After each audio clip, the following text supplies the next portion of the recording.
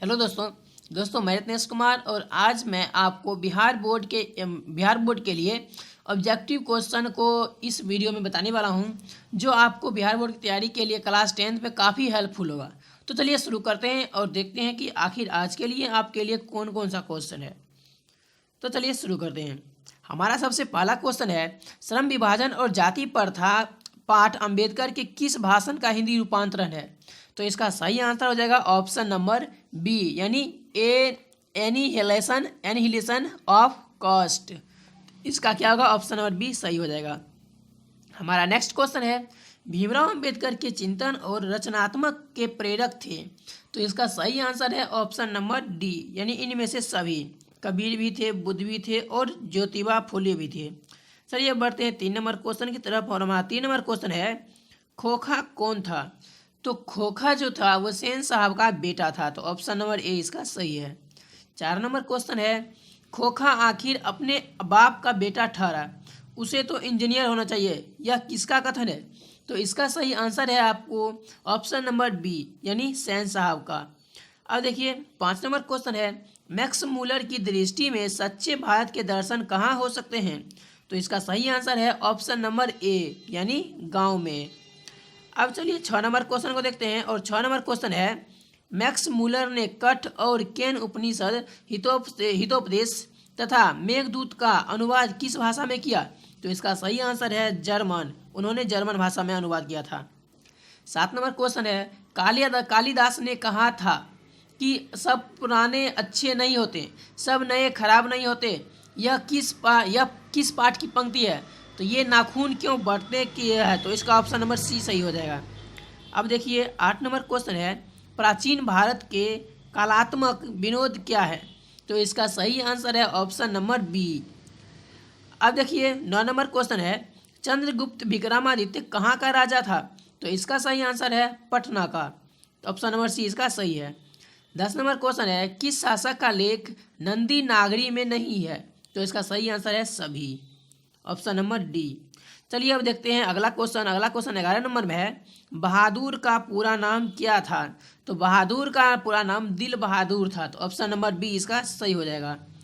देखिए 12 number question है, बहादुर कैसी कहानी है? तो बहादुर एक सामाजिक कहानी है। तो ऑप्शन नंबर ए इसका सही है। हमारा 13 नंबर क्वेश्चन है, रामविलास शर्मा का निबंध है, तो ये परंपरा का मूल्यांकन है। तो ऑप्शन नंबर इसका सी सही हो जाएगा। 14 नंबर क्वेश्चन है, कुमार गंधर्व क्या है? तो वो एक शास्त्रीय गायक है। तो ऑप्शन नंबर इसका कौन होगा? बी नंबर सही हो जाएगा। अब चलिए देखते हैं 15 नंबर क्वेश्चन में। तो 15 नंबर क्वेश्चन है, नदी के किनारे भी नदी है, यह किसकी कृति है? तो इसका जो है ये नलिनी बिलोचन शर्मा की कृति है। तो ऑप्शन नंबर इसका ए सही हो जाएगा। 16 नंबर क्वेश्चन है, मछली कहानी में किस वर्ग का जीवन वर्णित है? तो इसमें जो है वे निम्न मध्यम वर्ग के जीवन का वर्णित है। ऑप्शन नंबर क्या होगा? बी नंबर सही है।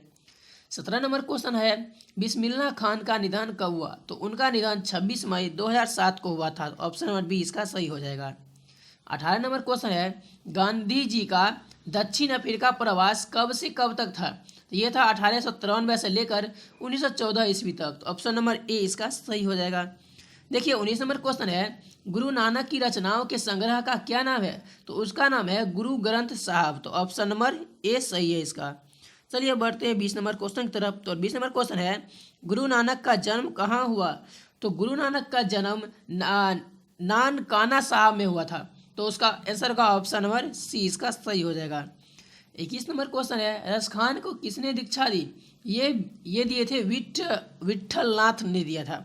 तो ऑप्शन नंबर इसका सी सही है। 22 नंबर क्वेश्चन है, सुजान सागर किसकी कृति है? तो सुजान सागर जो है वो धनानंद की कृति है। Option number A. 23 number question है, किसे प्रेम की पीर का कवि कहा जाता है? तो इसका नाम है ऑप्शन नंबर सी, यानी सूरदास को। 24 नंबर क्वेश्चन है, भारतीय किस भाषा को पसंद करते हैं? तो भारतीय जो है वो अपने अंग्रेजी भाषा को पसंद करते हैं, यानी ऑप्शन नंबर ए इसका सही है। चलिए अब बढ़ते हैं 25 नंबर क्वेश्चन में। तो 25 नंबर क्वेश्चन है, सुमित्रानंदन पंत कैसे कवि हैं? तो सुमित्रानंदन पंत जो जी हैं वो एक मानवतावादी कवि हैं। तो ऑप्शन नंबर इसका ए सही हो जाएगा। 26 नंबर क्वेश्चन है, भारत सरकार ने दिनकर को कौन सा अलंकरण प्रदान किया? तो इसका सही आंसर है भारत रत्न। ऑप्शन नंबर सी सही हो जाएगा। 27 नंबर क्वेश्चन है, हिरोशिमा कहाँ है? तो हिरोशिमा सोवियत रूस में है, यानी संयुक्त राज्य अमेरिका के बगल में, यानी रूस में है। अब देखिए इसके बाद का जो है आगे है 28 नंबर क्वेश्चन में, हिरोशिमा कविता में सूरज की संज्ञा किसे दी गई है? तो इसका सही आंसर है आपको हाइड्रोजन बम को, यानी ऑप्शन नंबर सी को। 29 नंबर क्वेश्चन है, एक वृक्ष की हत्या में कवि ने वृक्ष को किस रूप में प्रस्तुत किया है? तो इसका सही आंसर है ऑप्शन नंबर बी, यानी सूखे वृक्ष के रूप में। अब देखिए अगला क्वेश्चन 30 नंबर में है, हमारी नींद शीर्षक कविता किस काव्य संग्रह से संकलित है? तो इसका सही आंसर है ऑप्शन नंबर सी, गलत पते की चिट्ठी, ऑप्शन नंबर सी सही हो जाएगा। देखिए अब 31 नंबर क्वेश्चन है, बच्चा कहाँ पर आकर थमक जाता है? तो बच्चा जो है ये आपको अंगों पर आकर के थमक जाता है, ऑप्शन नंबर डी इसका सही है। 32 नंबर क्वेश्चन है, किस कविता के रचयिता जीवानंदन दास हैं? जिसका सही आंसर है लौट कर आऊँगा फिर, यानी ऑप्शन नंबर सी सही हो जाएगा। चलिए देखते हैं 33 नंबर क्वेश्चन में क्या है। 33 नंबर क्वेश्चन है, जीवानंदन दास कैसे कवि हैं? तो जीवानंदन दास एक यथार्थवादी कवि हैं, तो ऑप्शन नंबर इसका सी सही हो जाएगा, ऑप्शन नंबर सी। अब देखिए 34 नंबर क्वेश्चन है, रेनर मारिया रिल्के ने काव्य के अतिरिक्त किन किन विद्याओं में रचना की? तो ये कहानी और उपन्यास में रचना की थी, तो ऑप्शन नंबर बी इसका सही है। 35 नंबर क्वेश्चन है, दिनकर किस वाद के प्रमुख कवि हैं? तो ये पूर्व छायावाद के कवि हैं। चलिए अब बढ़ते हैं 36 नंबर क्वेश्चन में, और 36 नंबर क्वेश्चन है, दिनकर का जन्म कब हुआ था? तो दिनकर का जो जन्म हुआ था 1908 ईस्वी में हुआ था, ऑप्शन नंबर बी इसका सही है। 37 नंबर क्वेश्चन है, सास बहू के बीच झगड़े का मुख्य कारण क्या था? तो इसमें से दोनों भी था, सास अपने बेटे पर हक जमाना चाहती थी और बहू अपने पति पर हक जमाए रखना चाहती थी, और ये दोनों की वजह से झगड़ा होता था, तो ऑप्शन नंबर सी इसका सही है। अब देखिए 38 नंबर क्वेश्चन है, दही वाली मगम्मा मूलतः किस भाषा में लिखित है? तो दही वाली मगम्मा जो है ये कन्नड़ भाषा में लिखित है, तो ऑप्शन नंबर बी इसका सही है। 39 नंबर क्वेश्चन है, लक्ष्मण कहाँ नौकरी करता था? तो ये कोलकाता में करता था, तो ऑप्शन नंबर बी इसका सही है। 40 नंबर क्वेश्चन है, ईश्वर पटेलिकर की कहानी है, ये माँ कहानी है, ऑप्शन नंबर बी। अब देखिए 41 नंबर क्वेश्चन है, पापती कौन है? तो पपाती जो थे वो पपाती जे ये उसके समय ये बल्ली अम्माल है उनकी थी, ये मतलब हुए थे, तो ये क्या हुआ बल्ली अम्माल होगा, ऑप्शन नंबर ए। अब देखिए 42 नंबर क्वेश्चन है, सावरदैया किस भाषा के कहानीकार है? सावरदैया राजस्थानी भाषा के कहानीकार है, तो ऑप्शन नंबर सी इसका सही हो जाएगा। अब देखिए नेक्स्ट क्वेश्चन आता है हमारे लिए 43 में, निम्नलिखित में कौन सा वर्ण तालु से उच्चारित होता है? तो इसका सही आंसर है छ। देखिए छ होता है तालु से उच्चारित होता है। 44 नंबर क्वेश्चन है, जातिवाचक संज्ञा है, तो जातिवाचक संज्ञा इसमें से गंगा जो है वो जातिवाचक संज्ञा आ जाता है।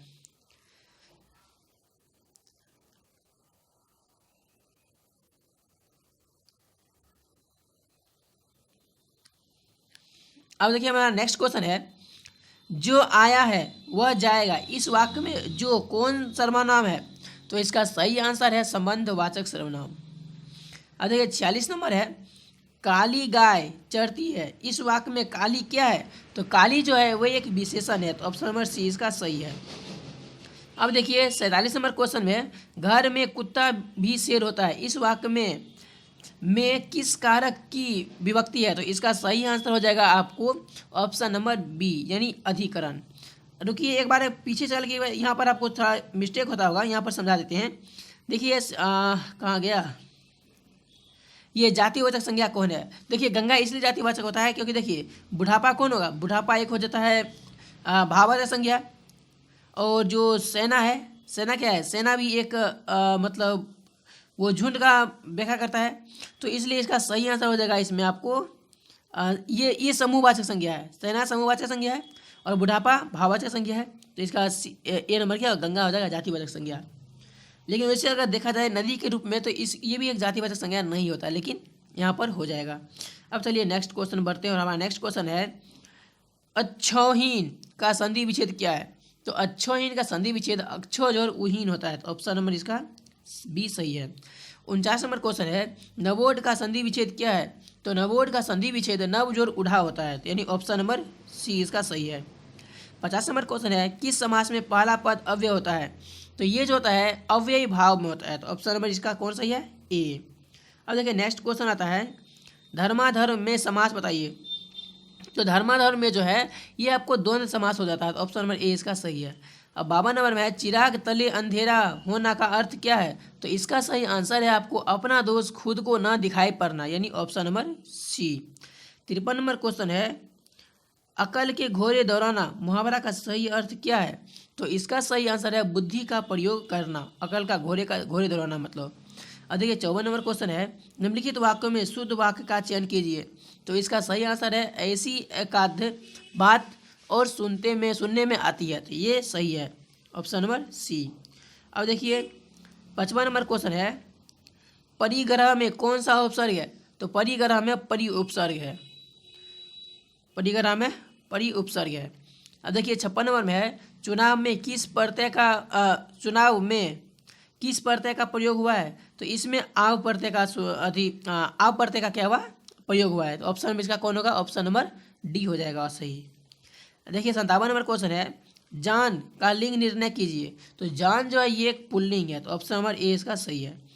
58 नंबर क्वेश्चन है चित्र का लिंग निर्णय कीजिए। तो चित्र जो होता है ये एक पुल्लिंग होता है, तो ऑप्शन नंबर इसका सी ए सही है, ए। 59 नंबर में है स्पर्धा का विपरीतार्थक शब्द है हुआ, तो इसका सही आंसर है सहयोग। अब देखिए 60 नंबर क्वेश्चन है सबसे लास्ट झीना का विलोम होगा। तो झीना का जो विलोम होगा वो होगा गाढ़ा, यानी ऑप्शन नंबर बी। तो इस तरह से हमने 60 क्वेश्चन आपको बता दिया इसमें, जो आपके लिए आपके तैयारी में काफ़ी सहयोग होगा। तो आप इसको देखिए और अच्छे से तैयारी कीजिए, और अगर आपको और भी वीडियो चाहिए तो आप कमेंट बॉक्स में बताना। और वैसे भी पहले से ही मैंने आपके लिए काफ़ी वीडियो अपलोड कर दिया है वीडियो पर चैनल पर, वहाँ से जाकर आप अच्छे से तैयारी कर सकते हो अपने 10th क्लास की। चलिए मिलते हैं अगले वीडियो में, तब तक के लिए बाय बाय।